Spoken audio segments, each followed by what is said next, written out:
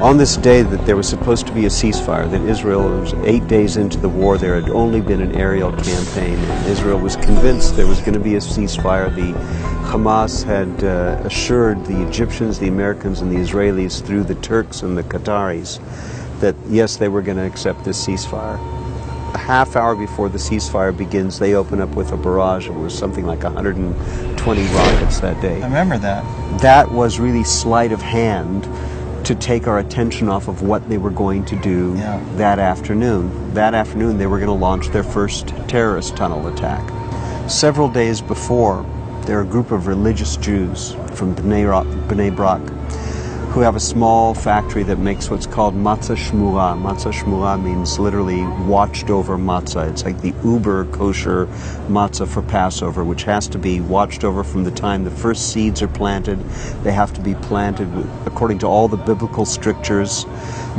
They're watched over all during the growing process, and every seventh year the land has to lie fallow. The land gets a Sabbath as well. It's a sabbatical year. So this group of religious Jews was looking for a large field of very green, unripened, tall wheat that they could harvest immediately and store for 2 years, because next year there won't be any wheat.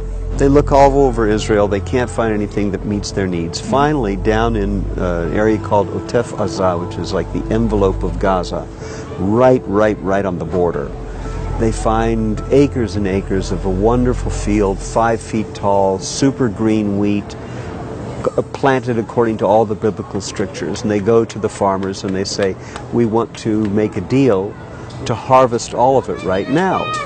And the farmers said, well, you know, we want to make sure we get the price for it that we would pay in September. And they haggle back and forth, and they say, it'll be a good deal for you. You won't have to work these extra 2 months, no irrigation, no upkeep costs. Just the expense of growing it, they won't be out. And you won't have to sell it piecemeal. We'll take the entire crop. You won't have to sell a little here and a little there, but we must harvest today, because every day that goes by, we're losing the ability to store it for 2 years. We want it at its greenest state.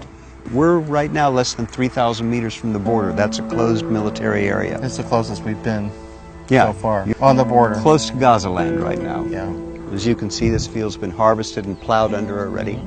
2 days after they harvest the field, 13 Hamas terrorists pop up from a tunnel right in the middle of the field. In the middle of the field. And if you take a look over here, you'll see, not revealing any military secrets, everybody knows it, there's eyes in the sky, there's an observation balloon. Right, it's like I wasn't sure what that was at first. There are cameras all along this area, and there's a unit of female soldiers, all female, all girls, who watch monitors 24 hours a day, because boys don't have the same powers of concentration. No, they don't.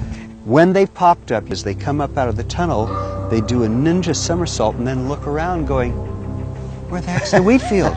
This was supposed to be our camouflage. Yeah, it's amazing. Instead of being invisible, they're now visible to everything. They're totally exposed. A 19-year-old girl sees them. She immediately sounds the alarm. There's an aerial asset that engages them, hits them with a missile. We have a special ready response team that engaged them within 90 seconds. Half the terrorists were killed, the other half the terrorists were driven back down into the tunnel.